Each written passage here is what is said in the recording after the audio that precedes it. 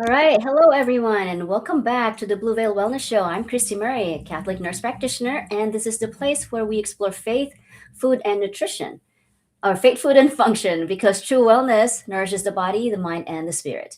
If you're watching us live right now, welcome. Drop in a hello in the chat and let me know where you're watching from. I love seeing who's in the room. And this guest has been on my radar for a while. And I'm really glad that we're finally making this happen. And I think once you hear what we're going to talk about, you'll understand why. We're talking about migraines, not in a generic, here's a list of triggers kind of way. We're going to the root cause of it. We're talking about what's actually happening in your body, metabolically, hormonally, and that makes migraines possible in the first place. And more importantly, what you can do about it.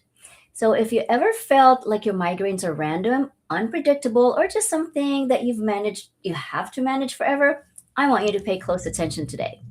My guest today is Dr. Bryan Bakke. He holds a PhD in biochemistry and a master's in human nutrition from Columbia University. Really wonderful combination. And he spent years in the pharmaceutical and biotech research before his path took a significant turn. His wife, Heather, is a neuroscientist. She developed debilitating chronic migraines that conventional medicine could not resolve. And that experience led Dr. Baki to leave corporate science, complete advanced training at Columbia University Medical Center, and dedicate his career to helping women and adolescents understand why their migraines happen and what to do about it. Good husband. So over the past 13 years, he's worked with more than 1,600 women using an approach most neurologists don't consider, one built on the connection between the brain energy, blood sugar, and hormone patterns. He's the founder of ICNS Health and the creator of the MEND Migraine Program. What I appreciate about Dr. Baki's work is that it sits right at the intersection of biochemistry and clinical care. Care being the operative word, which is exactly where I think the most important conversations in women's health are happening right now. So, Dr. Baki, I'm so glad that you're here and welcome to Blue Veil Wellness. Thank you, Cristy. It's great to be here. And before we dive into the content, I'd love for you to introduce yourself in your own words. Tell us a little bit about who you are and what brought you to this specific work. So I'm a husband and a father, first and foremost. That's how I identify kind of my purpose, if you will, in life. And I have two boys. One is 30 years old, soon to be 31, and the other just turned 16. I've been married to my wife, Heather, for 22 years or 20 years, and we've been together almost 25. And really what brought me into the migraine space was kind of her story. And when I first met her in 2002, 2001, she was an episodic migraine sufferer. We met in graduate school, and at the time she was studying to be a neuroscientist, ironically enough. And she had the occasional migraine that she had experienced, and as a person with a PhD, or at the time aspiring to get a PhD, she was more than capable of taking care of her own medical business. So I wasn't terribly involved. I just knew it affected her occasionally, and that she needed to do the typical kind of find a dark room, rest, use an ice pack, and then she would recover the next day. And it happened infrequently.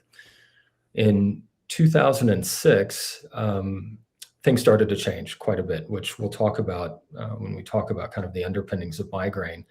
She started to go through perimenopause, and she was kind of in that 36-year-old, 35-year-old age range. And her hormones started to change, and she started to have increasingly more frequent headaches and migraines. And as many people do, she went to see a neurologist, but that's when things changed. And she started to get very sick at the time because of the medications that were prescribed. She didn't respond favorably to them. And again, we didn't have CGRPs and a lot of the newer medications that are around today. These were, triptans and anticonvulsants and things that are used for epilepsy, like Topamax.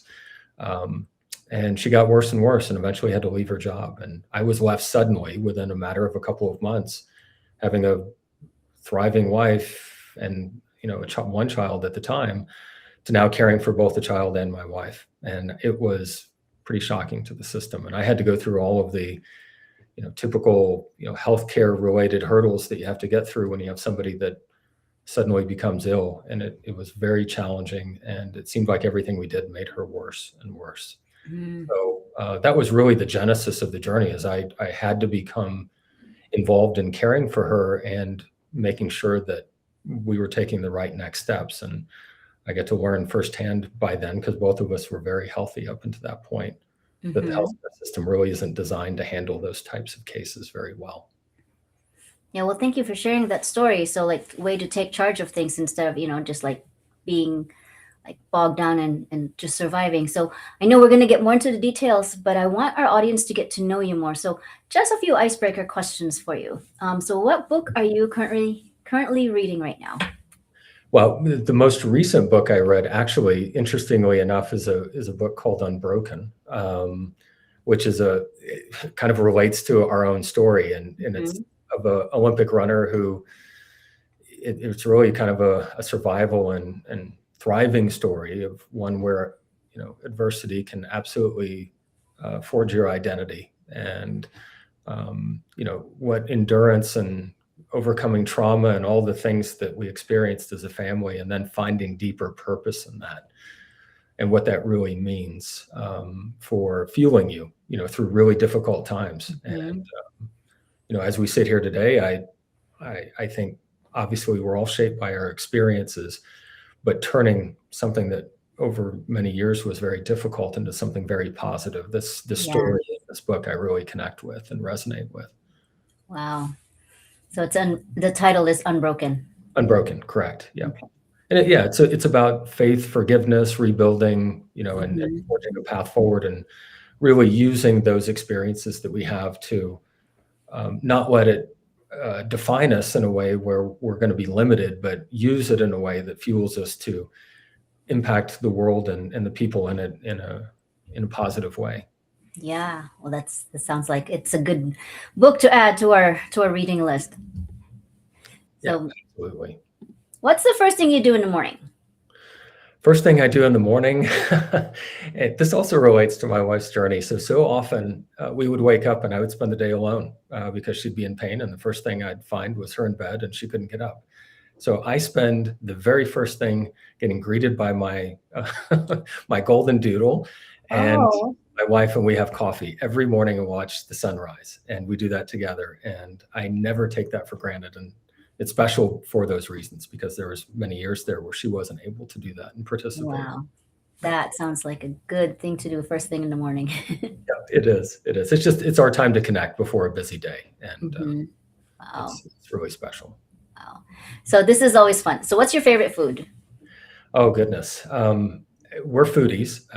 My son and I, in particular, my youngest son, we love food from all over the world. If I had to pick a favorite, I would say, this is tough.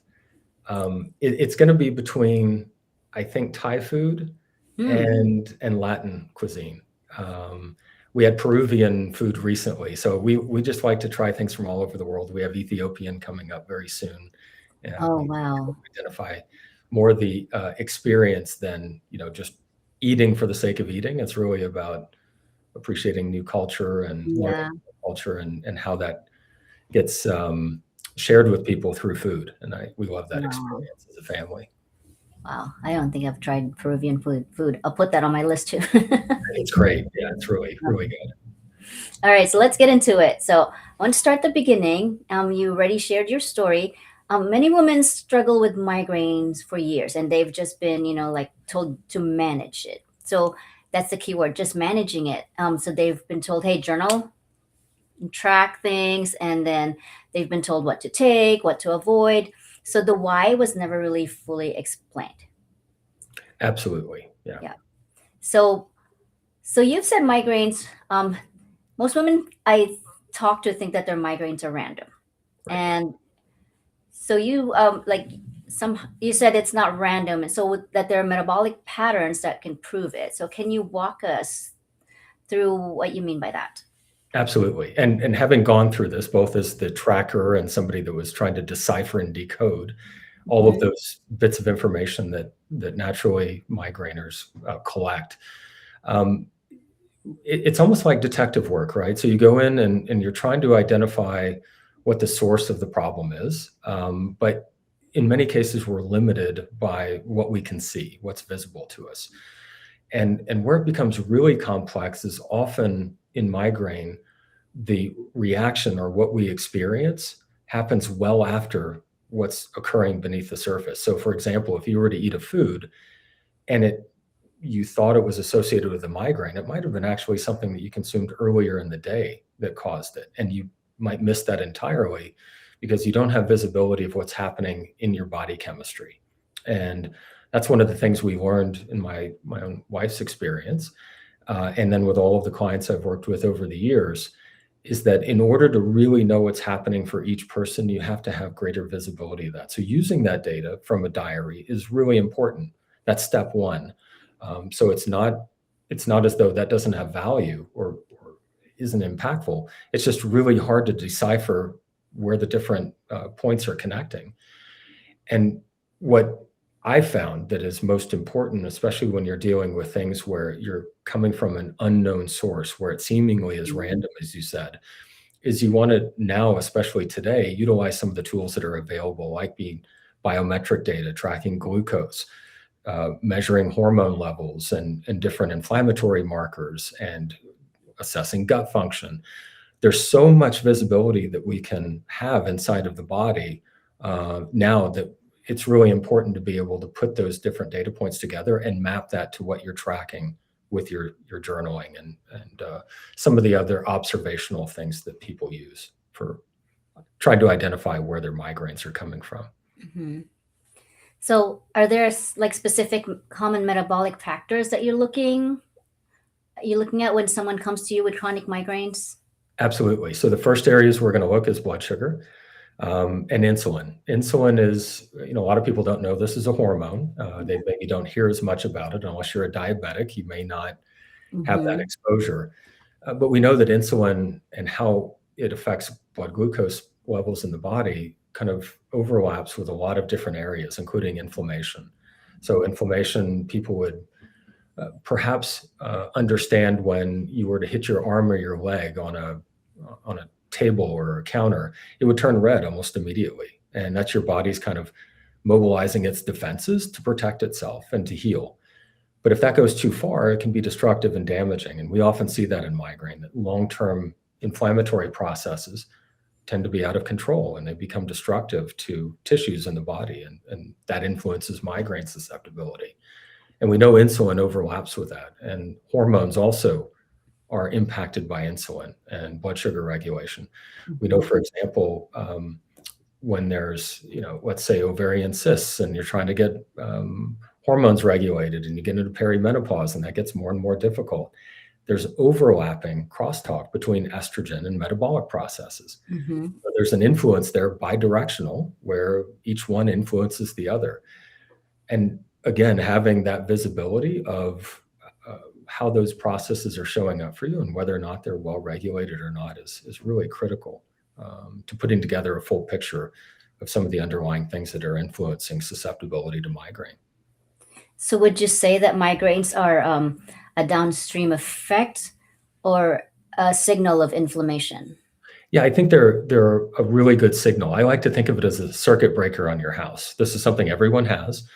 And the purpose of the circuit breaker is to shut down the flow of energy into the house so you protect all of your electrical equipment. If you have a power surge, you want that breaker to trip so that it doesn't cause your refrigerator to go out. And migraine is a lot like that. We believe in the body of evidence that migraine is primarily a response to changes in energy levels in the brain. And the brain is probably, on a mass basis is the largest consumer of energy in our body. It's only 5% of the mass, but it's 20% of the energy consumed. And in migraine in particular, there's a protein called GLUT1, and the audience can look this up. It's a protein involved in how glucose is utilized in the brain. And for a lot of migraineurs, that doesn't work as efficiently as it should. And so the brain becomes highly susceptible to changes in glucose levels. And glucose is one of the primary sources of energy that your body uses. And most people operate off of glucose. Well, if you have a lot of variability in glucose levels, it can affect those neurons. And essentially, the migraine is a reflection of changing levels where your brain isn't handling that variability very well and shuts you down so that you don't get any damage to the neurons. It's much like that circuit breaker example on the house, where it's really designed to protect you. And it's been within people that are susceptible to migraine for generations. It is a genetic predisposition, and so Oh. it's part of our coding for some of us who are susceptible. So the pattern, you said variability. So spiking, so it's either too high or too low effects, like can give us migraines. And in addition to that, like variability, like multiple spikes in our blood sugar. Absolutely. Yeah. And that's where, the biometric data and like tracking your glucose with a continuous glucose monitor can be so valuable, is because and a recent study came out in January of this year. I think there were 28 participants, and it was out of a clinic in Utah. And what they found was that for the 28 participants in the study, they were all chronic migraineurs, that they were experiencing, when they connected them to a continuous glucose monitor, they were experiencing a rapid drop in glucose, so hypoglycemia immediately after a meal. And that was their reactive trigger point that tipped them into a migraine. Well, the solution for those people in the study, and what I found in the work that I do, is to stabilize macronutrients. So many people are focused on individual food triggers. In reality, it's large groups of food and an imbalance in the proteins, carbs, and fats that they're consuming, which really creates a lot of that energetic instability in the body and brain. So not just like just avoid carbs, avoid sugars. Exactly. And in this study, it was a little more rigorous. And we know that, going back to the early 1900s, the ketogenic diet was discovered, developed in response to refractory epilepsy, which is very similar to migraine. And we know that a lot of medications that are used in epilepsy, there's also use in migraine. And Topamax, the example that I gave previously, is one of those examples. And in those early studies that they found that there were obviously within the epileptics, they improved considerably with stable energy levels from ketone bodies, which are the alternate fuel source to glucose. So we have two sources of fuel we can use in our brains: glucose on the one hand, which is carb driven, and ketone bodies, which is fat driven. And they also found that migraine responded favorably to that in some cases, not all. And these are likely people that were experiencing those very significant changes in glucose levels, especially in between meals and after meals. So the other thing you'll often hear from migraineurs is they can't do fasting very efficiently, because they'll experience a migraine if they go too long without food. And part of that is because of the hypoglycemia that results, where they get too low and it's a trigger point. It's I'm glad you mentioned fasting, because Lent, Catholics do fast. We're supposed to do fasting, and then when we do like certain novenas, like part of it is fasting. And there was one, it's a 47 or 48-day novena, and there's 20 women. There's a group of 20, and we assign fasting days to each of us. So some of us got 2 days of fasting, and I noticed, like, I was fine in the morning. I was like, I have all this energy. I even worked out, and then I would just eat bread.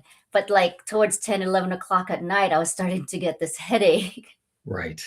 Yeah. And are you prone to headaches, Cristy, or is this something that is pretty infrequent to you? Nope, I'm not. Thankfully, I'm not. But yes, there are times when, I notice that I have headaches, and then I go down my list, like, am I hydrated? How's my blood sugar? So Yeah.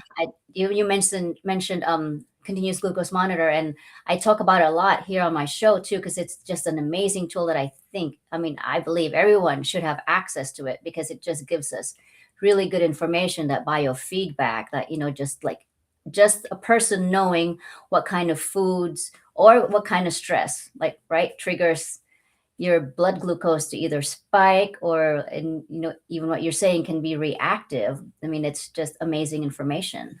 Absolutely. And you said another important point. It's not just food that causes us to dip into hypoglycemia or have these wild swings. In migraine, we know that stress is obviously a significant component that people associate with being a trigger event for people. It'll be kind of the letdown effect after a stressful day or a stressful week. And there are very real effects where the adrenal glands, and we know, and you talk about this, I'm sure, on your show quite a bit, with cortisol in particular, impacts the regulation of blood glucose. And so what happens in a stress event? We get activated into the fight or flight response, and we get a big spike in cortisol, and that will influence how well or not our blood sugar is regulated. So that's how stress can be affected to what you're seeing on that glucose monitor, and may not be. Of course, there's other hormones that are released during stressful events that can impact migraine, but it's the relationship between the stress event and its effect on glucose that often is the missed signal that your body's giving you that you wouldn't otherwise know about if you didn't have something like a CGM. Yeah, and actually, I've been asked by some of the patients that I work with, they listen to podcasts and shows, and they say, well, I've heard about cortisol. Like, what can you tell me about cortisol? And we go to this explanation, and they say, well, what can I do to lower my cortisol? And I was just like, you know what? We live a stressful life. So like, start there, right? Like, identify what stresses you have and then how you handle it. And it's just hard for them to believe that, it is, because like, we live in chronic state of stress. And for us, for everyone in the world, it's normal. It's rare you find someone who does not live in chronic stress. Like, even high school students, they live in chronic stress with everything that's due. And I just wish that there's a certain device, maybe someday we'll have it, like a continuous cortisol monitor or something, right? Oh, exactly. And I think, people start to feel that and that's the other part. And I'm sure you do this with the patients you've worked with over the years too. It's really about creating body awareness, because again, if it feels random all the time, you don't know what you may be doing or missing that can influence how you feel each day, and stack those day over day over day. And over time, they add up to a lot. And that's really where the CGM and working with somebody like you or I would help highlight and pinpoint, and then for them to create awareness in their daily lives about how just simple inputs or things that they're affected by in their environment are influencing the changes that are occurring beneath the surface that they otherwise wouldn't be able to see. And that awareness is so impactful for, especially in migraine, where you have this acute sensitivity to changes in the world outside and also internally to what's going on in your body. I love that you address that holistically, instead of just like, oh, here's your migraines and here's your dosing. I just love that you look at the other factors that trigger that. Yeah, and this is the probably, people come to us because they want to solve a problem, and we can help them with whatever it is they're coming to us for, whether it be migraine or hormone balancing or whatever the issue is and the symptoms that result. But at the end of the day, the real gift is creating an awareness and an understanding of how their body works uniquely, because all of us are a little bit different in how we operate internally, how that shows up in our life, and then empower them for the rest of their lives so that they have that information, they can continue to build on it and be their own best advocate now, with a much deeper understanding of what's actually driving how they feel each day. Yeah, totally agree. I actually, I just finished this training. It's called the Creighton Method and Naprotechnology. So now I teach women, and it's ideal if women learn this as young as they can understand, they're able to and willing to understand their body. So I teach them how to track their cycles and check their cervical mucus, and then like eventually once like after a few visits and they see their chart, and it's like their face brightens up and they're just like, wow, this is amazing. Like, I wouldn't have known this until like you had taught me. And we didn't even like use any, it's a body appreciation and body awareness. So at a young age, 17, 18, 19-year-olds, if they know what their body is doing as a woman, with all the hormones and the stress and everything else, just imagine how empowered and what kind of empowered woman generation, right, they will be, that they'll pass on to the next. Absolutely. And that is such a gift to have that understanding, because before my wife, before Heather became sick, I kind of took it for granted. I'd always been in pretty good shape, never had any health concerns to worry about. But through this experience, I've learned that there's a lot of things that we need visibility of. So like you said, just about anybody can benefit from a glucose monitor. I have one on my desk and I use it as well. It's for all of us, it's important. And specifically in migraine, being able to map what's happening beneath the surface to what you're experiencing in your lived, day-to-day life, is how you start to make transformation and get out of that cycle that seemingly is unbreakable for so many people. Yeah. So now let's talk about perimenopause. Like, is there an increased rate of migraine that that occur in perimenopause? And like, so what's happening hormonally that makes like perimenopausal women more vulnerable to migraines? Yeah, if you look at the data going back, many years when they've been developing migraine-related medications, back to the triptans, which are 25 or more years old, they really mapped the rate of incidence spikes for women starting around 35.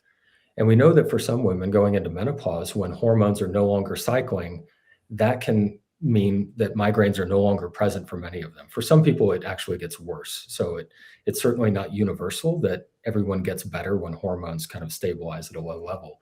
Mm-hmm. But we know there's a very strong influence. And obviously the dominant driver of that is estradiol. And you know this, that some women go into early menopause and you can map it out through their family history from grandma to mom and the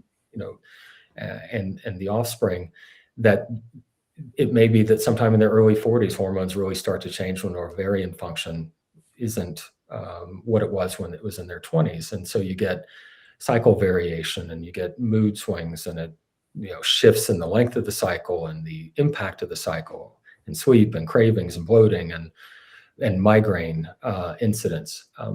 In migraine specifically, what we know is that estradiol has a priming effect. So a lot of the medications over the years, that one of the key targets more recently is CGRP, but historically it's been serotonin.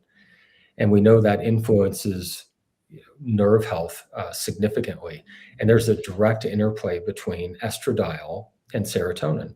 So especially as you're going into the latter half of the luteal phase, when you're getting ready for menses, let's say from day 20 to 21 on a 28-day cycle, estradiol and progesterone levels drop considerably. And as they drop, we know from the literature and the studies that have been done, once estradiol gets below a threshold level, serotonin levels drop dramatically as well. And that changes how the nervous system communicates. And so again, there's a change in the energy levels and also the conduction of those nerves, how they're impacted, which can then trip you into a migraine. So the nervous system likes stability. And we know in a menstrual cycle, there's a lot of instability that results. You overlap that with blood sugar irregularities, and you can get some real chaos during that latter half of the cycle going into menses and beyond. But yeah, in perimenopause, it could be environment that influences the change. It could be genetics that influences the change. It could be diet. And as things start to slow down, we know that it changes people's activity and the stress level that you mentioned, when people are busy and you're, a mom and a spouse, and you're in a career and life happens, and that can impact hormone levels. So there's a lot of inputs that can influence that as we age, and generally speaking, become more and more vulnerable to those inputs. Yeah. So you mentioned estrogen and serotonin are, they're not, let's call them fraternal twins, right? Right. They're always traveling together. That's why, like, when estrogen is on a good level, women are happy. And as estrogen drops, then they get moody and then they get sad. So now we know that because serotonin drops with it. So is it really like the decline in estrogen that causes the migraine, not too much estrogen? It's typically not, it is. It's the delta that occurs from high to low. It's typically not the absolute levels, although there is a floor level. If you go too low, that can be problematic as well. But it's really the priming event. So after ovulation, we know that there's a significant drop in estradiol in mid-cycle, and then it climbs again as we go closer, to day 20, 21, before it drops and stimulates menses. It's the increase and then decrease that really sets the stage. It's the delta. So in a lot of people who may have been sensitive or vulnerable to hormonal fluctuations that have migraine, they do much better postmenopausally on hormone replacement therapy and when it's Mm, appropriate for that person. And why is that? Because you have fairly static levels. They don't change a lot. And that keeps serotonin levels more regulated. And that's part of the mood related effects that people feel often in menopause when estrogen levels decline is because of that impact on serotonin that it has when it's at a mhm, higher level. So stable and steady tends to be a better environment for the nervous system than mhm. one where you get significant fluctuations from high to low. Okay.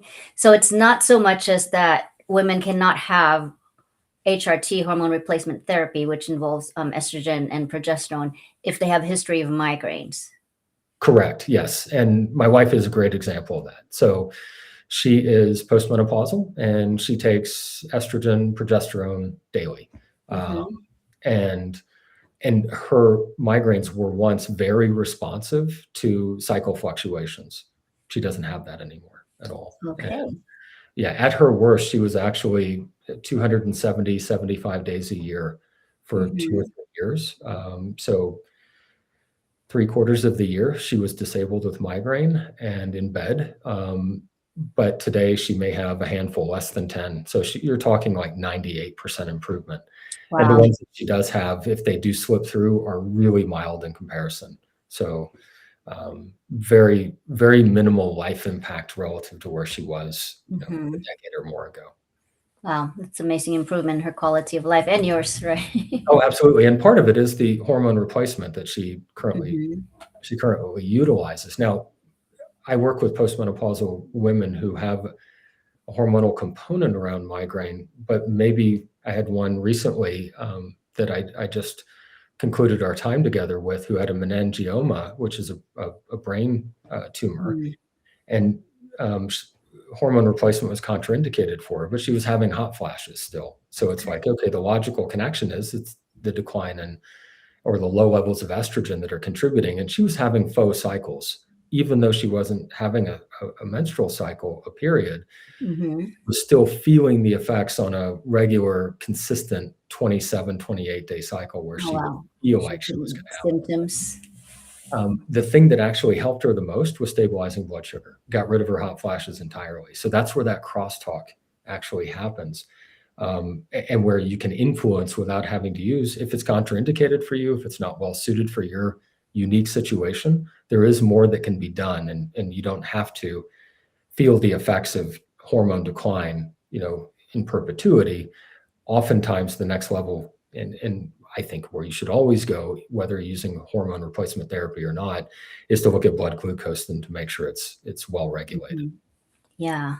So, so one of the topics that we wanted to address was why migraine medications often lose effectiveness over time. So, what's actually happening, and why does this happen? Why does this occur? That's a great question. So things like, and these are all in a different category. You have Botox and you have, Emgality and Nurtec, which are in the CGRP category. Botox is a different pathway. And then you also have the triptans, which are even, again, a different pathway. You have ergotamines. You have NSAIDs, which is an inflammatory component, right? So there are a multitude of pathways involved in migraine. And the challenge and the problem with migraine medication is they are focused on one modality, right? So it's one pathway typically, maybe two, and there's overlapping benefits. But the vast majority of the people that I've worked with and encountered, and my wife is included in this group, often have multiple areas that are impacting them. So you might take a single medication and that pathway may be dominant at that time, and the medication ends up being very Mhm. effective for you. But over time, some of the other pathways emerge in terms of their prominence and how they're impacting migraine. So it's almost like whack-a-mole, where you're Mhm. constantly trying to go back and forth. Um, and they block in most cases. So they'll block a process, they'll block a protein, block a receptor site in the body that impacts migraine.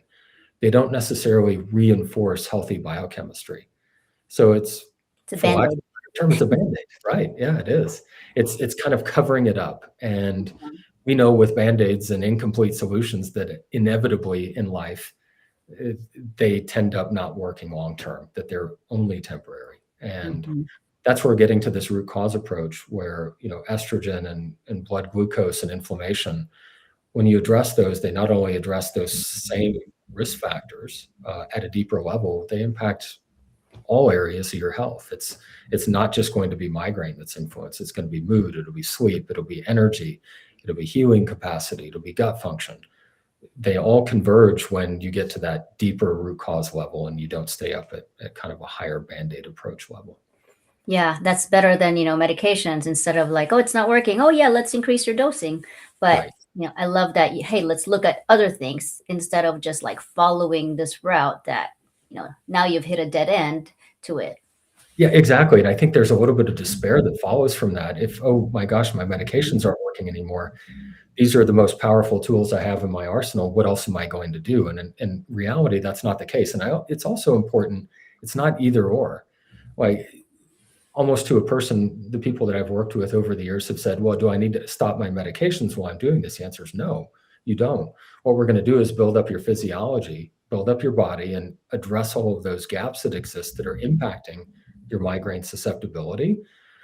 And then let your body tell us what it needs after that. Do you still need the medications? If you're not experiencing migraine, you might work with your neurologist or GP to start to scale back on the dosage. And in practice, that's typically what happens. When you address at the foundational level, those things that are impacting you the most, oftentimes, even if you need some level of medication, the number and dosing might change according to how your body responds. And that's what we all want. We want the best of both worlds, so we have the better quality of life, but only take enough medication that's needed to give us that quality of life. Yeah, good. Yeah. So let's talk about like how, like when women work with you. So you mentioned that like working with you about like 5 to 10 hours per week to rebuild their health. So can you, and you had also mentioned earlier about rebuilding health, and I actually like that term. It's rebuilding. We, yes, in a way we're treating, but we are rebuilding you. That way you're better suited to take care of yourself. So what does rebuilding their health looks like, and like the time investment? Yeah, the time investment is mostly front loaded. It's actually not that much. So on the front end, we're going to do the testing and Mhm. really determine what is it that's impacting that particular individual, not create a cookie cutter approach or put together a kind of put somebody in a box. We're going to make sure that we understand exactly those variables that are impacting that person the most. We'll review what they're currently doing. And a lot of people think, well, I'm going to need to avoid, all these different things. And I'm actually about abundance, not avoidance. And that's counterintuitive in migraine because you're like, oh my gosh, I've identified all these things that I think are triggers. As long as I stay away from them and live in this bubble, I'm going to be okay for the day, maybe Mhm. okay. And I think that actually creates counterintuitively more barriers rather than opening up opportunities. And I help people initially see things a little bit differently, where we're just going to recalibrate your diet, not get rid of it or follow a prescribed dietary plan. It's identifying in your physiology using these tools, again, what the optimal balance of macronutrients is to give you stable blood sugar, identify where your hormone, whether it's adrenal or the sex hormones like estradiol. We're going to look at gut function and then also your symptoms, because the person at the end of the day is most important. The data is just another tool and a resource to Mhm. help guide through the process.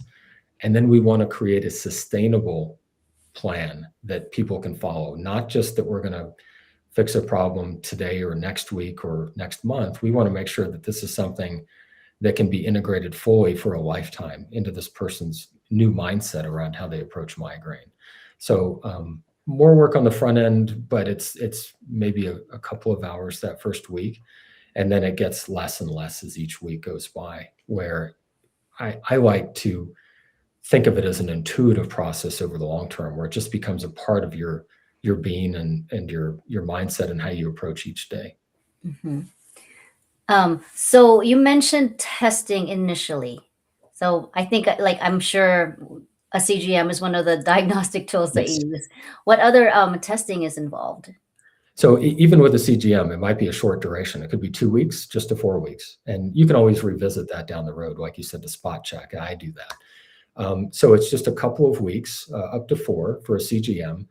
I utilize a variety of different tests depending on the circumstance. So not everybody is going to be in the same boat, but nutritional genetic testing is one that gives us susceptibility to, I'm sure many in your audience have heard of MTHFR, and perhaps you've spoken about that.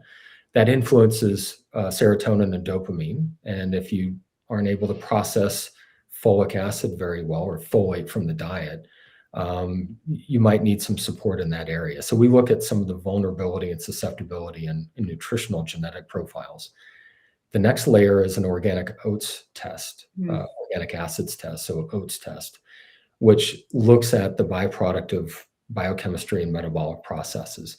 How well or not is your body utilizing different nutrients like B12 and choline and different vitamins? Yeah. Do you have inflammatory markers that are present? I also utilize a Dutch test, which I'm sure your audience may be aware of, and you are obviously. But that would be typically around where cycles are still, active, not necessarily postmenopausal, but certainly during active cycles. So we can look at the relationship between cortisol and hormones, which is a big focus area for the Dutch test. And then the other area I look at is just a traditional blood test that involves metabolic parameters. So we're going to look at hemoglobin A1C, insulin, a comprehensive metabolic profile, and then key nutrients like magnesium that are obviously central to migraine and metabolic function. So we put together then a comprehensive plan based on that data that we derive that's going to be unique to each person. Mm-hmm. And then from there, you just like guide them as to like, hey, let's add this, let's remove this, and then Absolutely. here's a picture of your health right now. It is, and a lot of people are worried, when they come in, am I going to have to change everything that I do? And it really is about compromise, and this is where the personalization becomes so important. It's one thing for us to recommend eat more protein, and they may say, well, I just have an aversion to eating meat, right? So how am I going to get more protein into my diet in a safe manner that's going to help me accomplish my goals? And that's really where that extra layer of support comes in, because there are a lot of ways to get where people want to go. And it's not about perfection. It's about really identifying the 80% of opportunity that's going to give them the greatest, health and stability, so that their nervous system isn't so reactive to changes that are happening. And at the end of the day, that's what all of this is about, is creating the inputs, the input variables that are going to influence their day-to-day health and create the most stability over the long term. And that's what the nervous system ends up responding to. It's not about avoiding glutamate per se, or avoiding, aspartame, or, some of the artificial flavors and other ingredients. That could be true, but it's more about the macro, looking at it from the top-down approach of what are those influences coming in and their ratios that are going to have the greatest impact on how you feel day to day.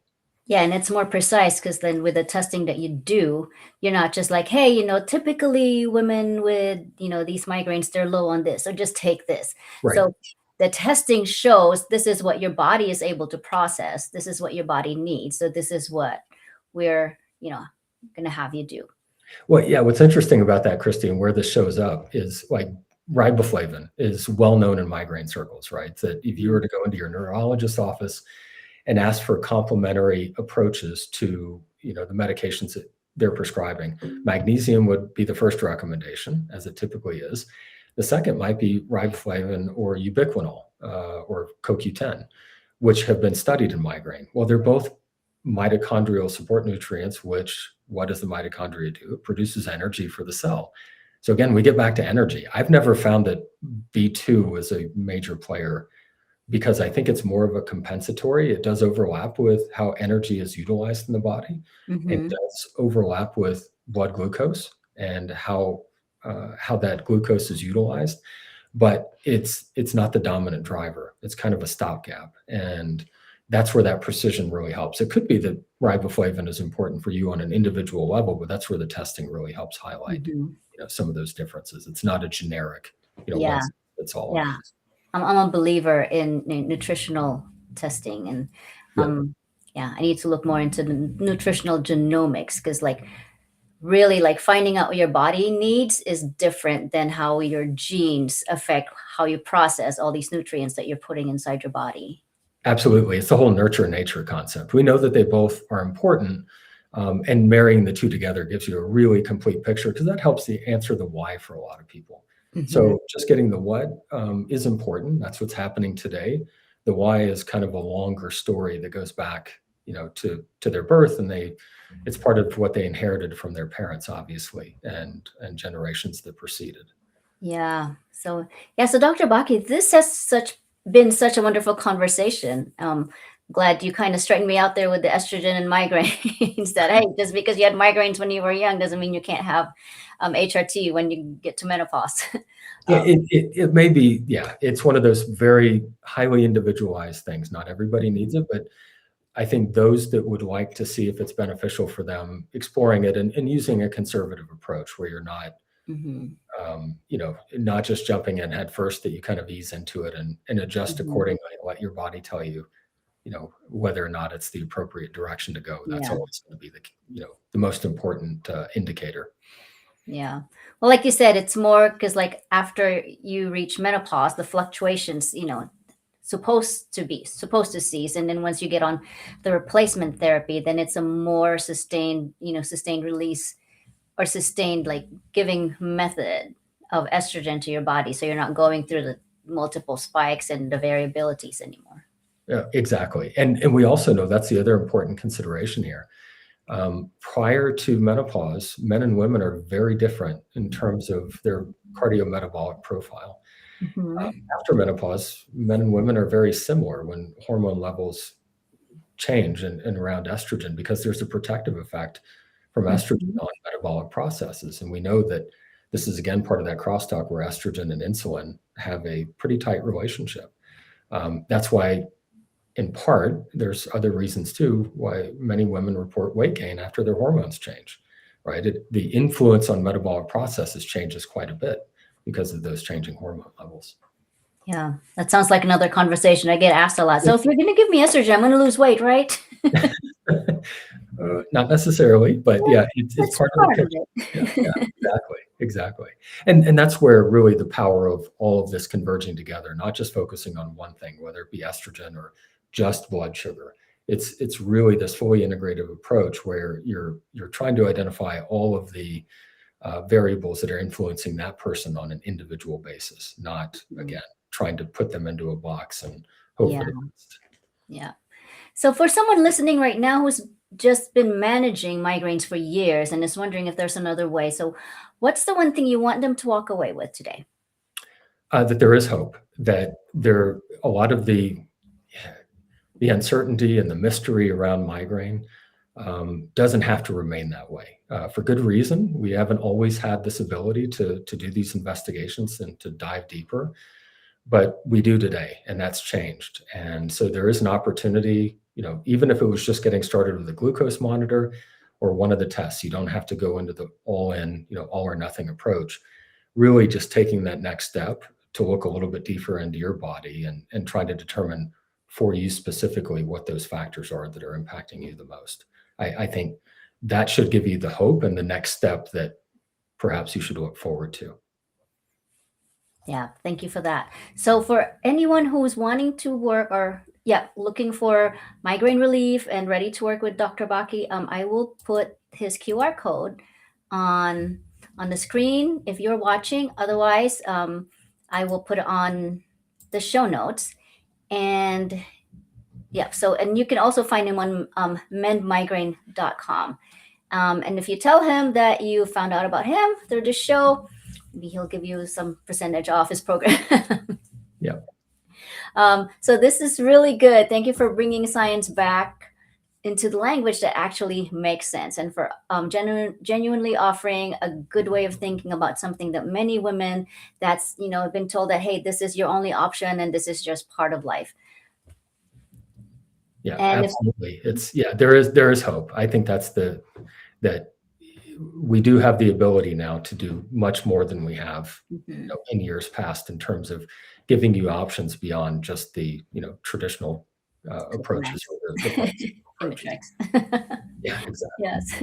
So you can find him on Instagram, Dr. Bryan Bakke, and on Facebook. And so if today's conversation stayed with you, please subscribe to the Blue Veil Wellness Show so you don't miss anything that's coming next. So also share this with a woman in your life who's been quietly suffering through migraines and wondering if there's more that she can do. You will be her best friend if you tell her about Dr. Baki. And leave a comment below. I want to hear from you. Have you ever noticed a connection between your hormones, your blood sugar, your stress levels, and when your migraines hit? And I want you to remember that caring for your health is not vanity, it's stewardship. When your body is well, you show up more fully for everything God has called you to do. So until next time, stay rooted in faith, intentional with your food, and aligned in function. I'll see you at the next episode.